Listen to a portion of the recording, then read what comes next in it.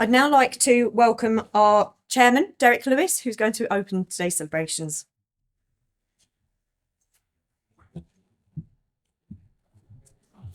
Good afternoon, ladies and gentlemen, and welcome. And a particular thank you to Tracy for hosting this event and for your kind and very supportive words. I'd like to thank everyone for being here this afternoon, despite all that's going on in the world outside and despite all the difficulties that and delays you may have encountered on getting yourselves inside this building today. Thank you for your patience. As Gillian has said, our main purpose today is to celebrate the extraordinary achievements of people in local community alcohol partnerships across the country. They are having an amazing positive impact on underage alcohol consumption, on the harm that can do to young people, and in the creation of responsible attitudes to alcohol in their subsequent adult life. I just want to say a little bit about where CAP is at this very exciting juncture in its history. And Kate Winstanley is going to tell you more about what has been happening over the past year or so, and also more about our future plans. Our last report presented at this occasion was one that was entitled, "We Are Stronger Together." And what has happened since then fully supports that conclusion. Our existing partnerships at local level have grown and delivered since we were last gathered. Our relationships with our funders have grown stronger, as have our relationships with national institutions with which we share a common interest. We've now reached a cumulative total of 300 local CAPs, reaching the target of doubling the number of CAPs that we set a few years ago. But what is now clear is that 300 CAPs is not the end of the journey, as evidenced by the very strong pipeline we have of local communities that want to introduce CAPs in their areas.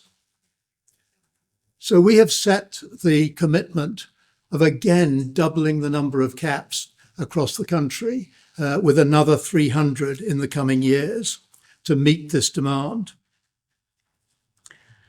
The results of our work and that of others has been evident in recent years, both in the impact evaluations that each of the local CAPs conducts at the beginning and end of their period of peak activity, but also by the fact that alcohol harm and consumption among young people has declined over that period. And we, I'm sure, have played a material part in that.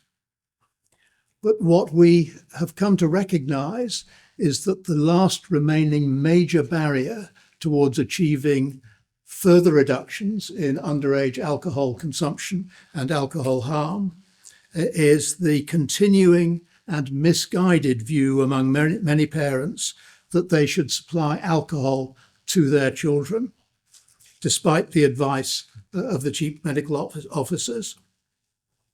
Our understanding of this and the research we have now conducted has given us the necessary base from which we can start to do something about that issue. And we are planning to do so in the future, as Kate will explain more, by setting up pilots to explore interventions that will help change the behaviour, the understanding and the attitudes of parents to the supply of alcohol to their children.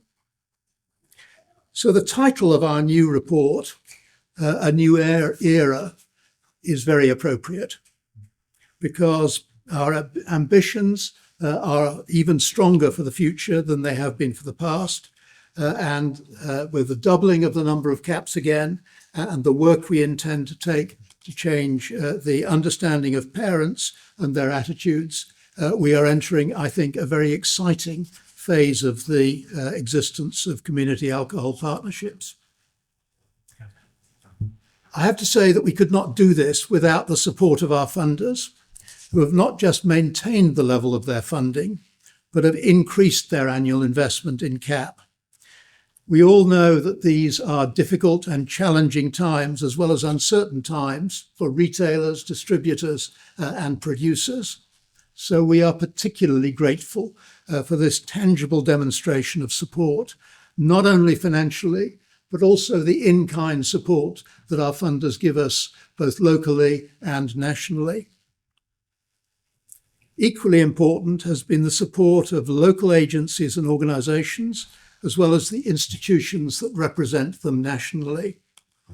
The police, public health, youth services, schools, local government, national government.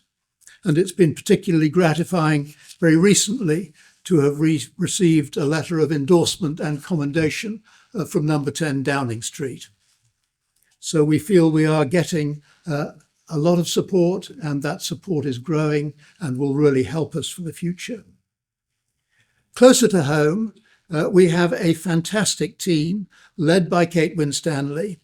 It is larger now, although still small by most people's standards.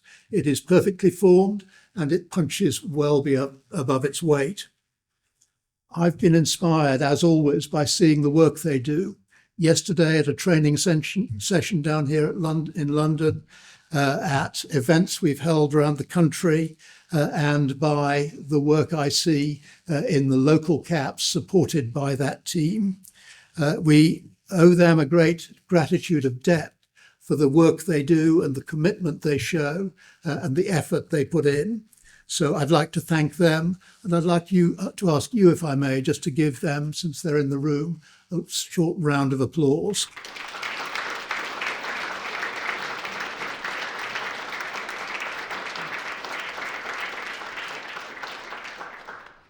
Finally, one more heartfelt thank you to my fellow board members, all of whom give their time voluntarily and in addition to their day jobs.